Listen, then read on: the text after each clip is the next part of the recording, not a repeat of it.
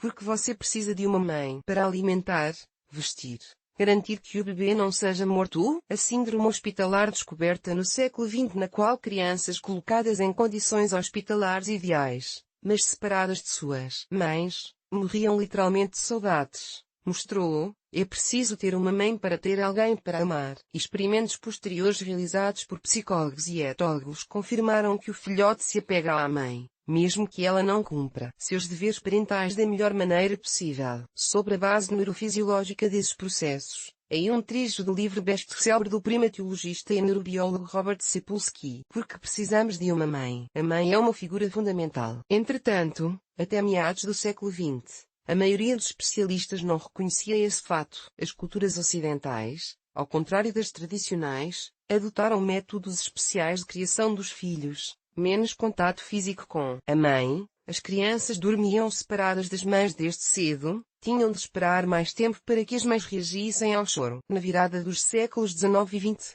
o então maior especialista no assunto, Luther Holt, da Universidade de Colômbia, alertou contra a prática viciosa de consolar crianças chorando em seus braços e, em geral, advertiu contra acariciá-las com muita frequência. Esse era o mundo dos filhos de famílias ricas, com babás que tinham de mostrar brevemente as crianças aos pais antes de dormir.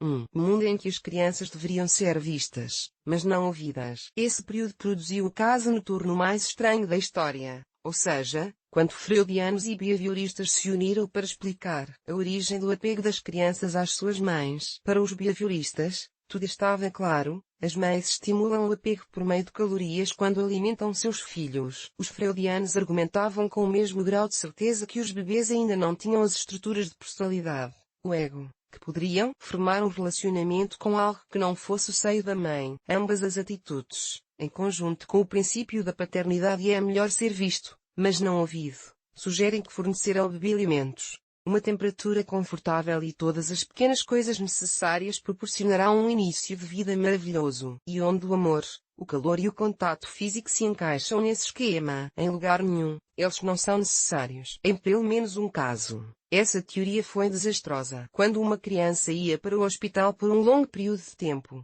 pensava-se que a mãe não era necessária lá e só causaria mais turbulência emocional, já que a equipe médica fornecia tudo o que era necessário. Em geral, as mães tinham permissão para visitar seus filhos uma vez por semana por alguns minutos. Se as crianças ficavam no hospital por longos períodos, muitas eram vítimas de hospitalismo. Elas simplesmente desapareciam no ambiente hospitalar, morrendo de infecções não reveladas, doenças intestinais, doenças não relacionadas àquelas que as levaram ao hospital. Essa foi uma época em que o conhecimento dos germes levou à crença de que, se uma criança fosse internada no hospital, era melhor isolá-la o máximo possível e deixá-la sozinha para fins antissépticos. É revelador o fato de que a taxa de mortalidade por hospitalização aumentou muito nos hospitais com incubadoras modernas. Uma ideia emprestada da criação de galinhas: as coisas eram muito melhores nos hospitais para os pobres, onde as crianças eram cuidadas à moda antiga, com o calor das mãos humanas, a gentileza e o cuidado. Na década de 1950, o psiquiatra britânico John Bowlby desafiou a sabedoria convencional de que os bebês eram os organismos emocionais mais simples. Sua teoria do apego deu início ao desenvolvimento de visões modernas da dupla mãe-filho. Em seus 3 volumes de Attachment and Loss, Apego e Perda, ele articulou as respostas para a pergunta: o que as crianças precisam de uma mãe?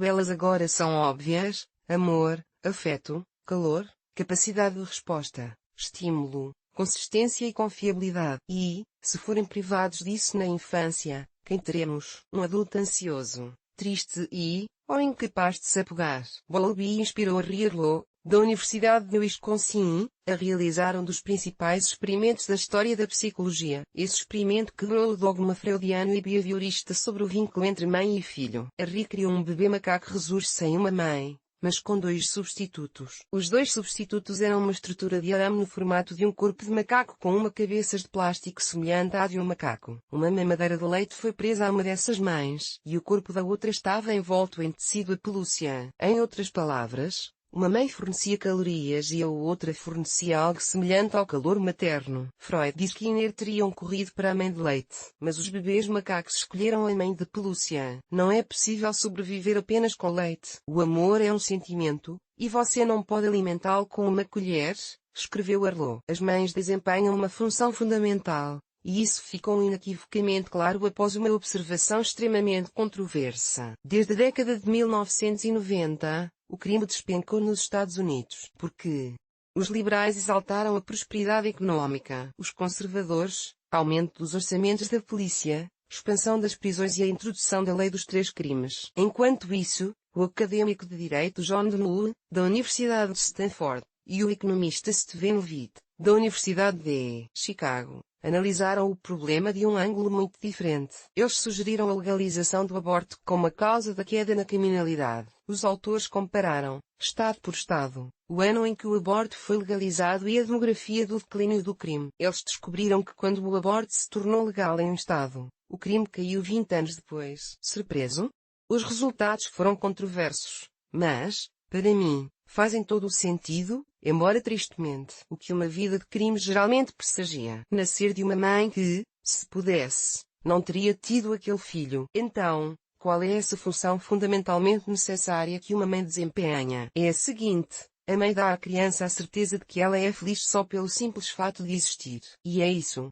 Arlo conseguiu demonstrar uma ideia crucial para nosso raciocínio, mostrar o que as mães, e mais tarde os colegas, dão às crianças. Para isso, ele teve de realizar um dos experimentos mais dolorosos e enlouquecedores da história da psicologia. O experimento consistiu em criar macacos bebês em isolamento, sem mãe ou colegas por perto. Nos primeiros meses e até mesmo anos de suas vidas, os macacos foram privados de contato com um ser vivo e só depois foram enviados para a companhia de outros macacos. Como esperado, o caso terminou em desastre para essas pobres criaturas. Alguns se sentavam sozinhos, abraçados aos ombros ou se balançando como fazem as pessoas autistas. Outros faziam escapadas sexuais ou hierárquicas totalmente ridículas. Há algo importante a ser observado aqui. Uma vez no grupo, os macacos não se comportaram de maneira totalmente inesperada. Eles não demonstraram agressividade como os avestruzes, ou atraíram as fêmeas como as lagartixas. Seu comportamento foi normal, mas inadequado. Por exemplo, eles demonstravam subserviência a bebês com metade de seu tamanho ou ameaçavam os machos alfa quando deveriam ter se encolhido em sinal de deferência. As mães e os colegas não ensinam habilidades motoras ou a ordem dos atos comportamentais. Isso está nos genes. Eles ensinam onde, quando e para quem um ato comportamental deve ser realizado. Ou seja, o contexto apropriado do comportamento. Eles ensinam as primeiras lições sobre comportamento bom e ruim, seja tocando uma mão ou puxando um gatilho. Quando eu estava estudando babuínos no Quênia, tive a oportunidade de observar uma situação impressionante,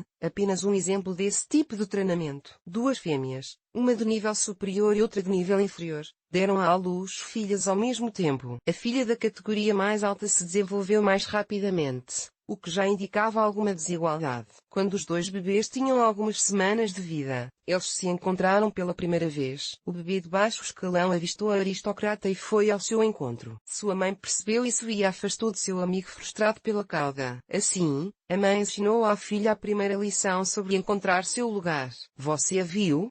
O nível dela é muito mais alto que o seu. Portanto, você não pode simplesmente chegar e dizer vamos ser amigas. Se a vir, fique quieta, não faça contato visual, talvez você consiga contornar a situação e ela não tire a comida da sua boca. É incrível que, mesmo depois de 20 anos, tendo-se transformado em veneráveis senhoras idosas, essas 2 senhoras mantenham a simetria de posição que aprenderam naquela manhã distante. Qualquer mãe pode enfrentar a tempestade e Arlo apresentou à ciência outra conclusão importante, que também foi obtida por meio de um experimento implacável. Os bebês macacos receberam como mãe um substituto de arame, que tinha um pulverizador de ar no meio do corpo. Quando o bebê se aconchegava a essa mãe, recebia um jato de ar no peito. Como o comportamentalista acha que o macaco se comportará diante de tal punição, ele fugiria. Mas, assim como as crianças que sofrem bullying e surras na família, nós macacos apenas se apegaram mais à mãe substituta. Como é possível que nos apeguemos à fonte de reforço negativo, buscando consolo no sofrimento da fonte de sofrimento? E porque amamos as pessoas erradas, porque nos deixamos atormentar, porque voltamos para a próxima dose de tormento. Os psicólogos têm muitas respostas prontas, porque você tem baixa autoestima e não acredita que merece algo melhor. Ou você está convencido de que é o único que pode mudar essa pessoa ruim. Ou você se identifica com o agressor. Ou acredita que a culpa é sua e, portanto, incorreu na raiva justa dele. Assim, a violência parece mais racional e menos assustadora. Todas essas respostas não fazem sentido, explicam muita coisa e são muito úteis para fazer a diferença. Mas Regina Sullivan, da Universidade de Nova York, começou a procurar uma resposta em um campo muito diferente, a quilómetros de distância da psicologia humana. Sullivan ensinou ratos a associar um odor neutro a choques elétricos. Se a formação desse reflexo começou quando os ratos tinham 10 dias de idade ou mais, ou seja, eram ratos adolescentes, então, quando o odor apareceu, aconteceu uma coisa bastante lógica: a amígdala foi ativada, os glicocorticoides foram liberados e os ratos evitaram o odor. Mas o que chama a atenção é que, quando a associação odor-choque foi desenvolvida em ratos muito jovens, nada disso aconteceu. Pelo contrário, eles foram atraídos pelo odor. Porque um fenômeno curioso relacionado ao estresse neonatal é pertinente aqui. O feto de roedores é perfeitamente capaz de secretar glicocorticoides. Porém, apenas algumas horas após o nascimento, as glândulas suprarrenais perdem drasticamente essa função. Elas mal funcionam. Esse efeito incomum do período hiporresponsivo ao estresse SHRP diminui gradualmente nas semanas seguintes. Qual é a importância do SHRP? Os glicocorticoides têm efeitos tão diversos e contraditórios sobre o desenvolvimento do cérebro. Fique atento, fique atento.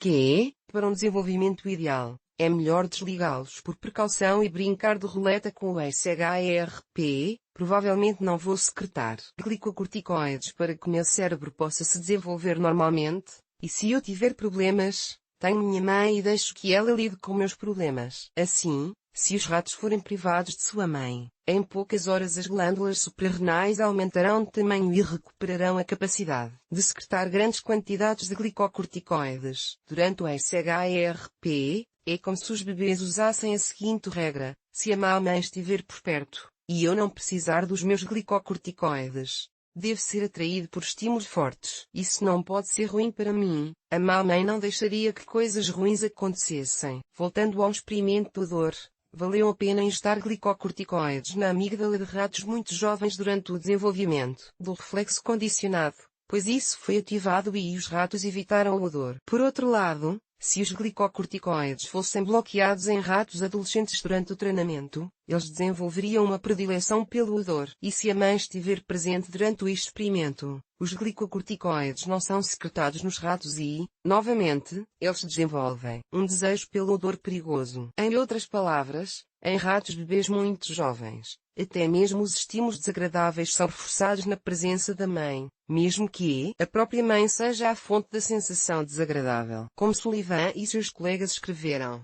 o apego a um cuidador evoluiu de tal forma que o vínculo entre eles é independente da qualidade do cuidado demonstrado. Se você for pego em uma tempestade, qualquer mãe serve. Quando aplicados a seres humanos, esses resultados explicam porque as pessoas que foram abusadas quando crianças geralmente procuram um parceiro em um relacionamento adulto que também as abusa. Mas e o outro lado do problema? Porque 33% dos adultos que sofreram bullying quando crianças se tornaram agressores. Os psicólogos também encontram muitas respostas aqui, baseadas em um modelo de identificação com o agressor e racionalização para diminuir o horror do que está acontecendo. Eu amo meus filhos, mas às vezes, se necessário, posso bater neles. Meu pai fazia a mesma coisa, então ele também me amava. E, como no caso anterior, há uma certa biologia subjacente em jogo aqui. Macacos fêmeas que foram abusados por suas mães têm maior probabilidade de se tornarem mais abusivas.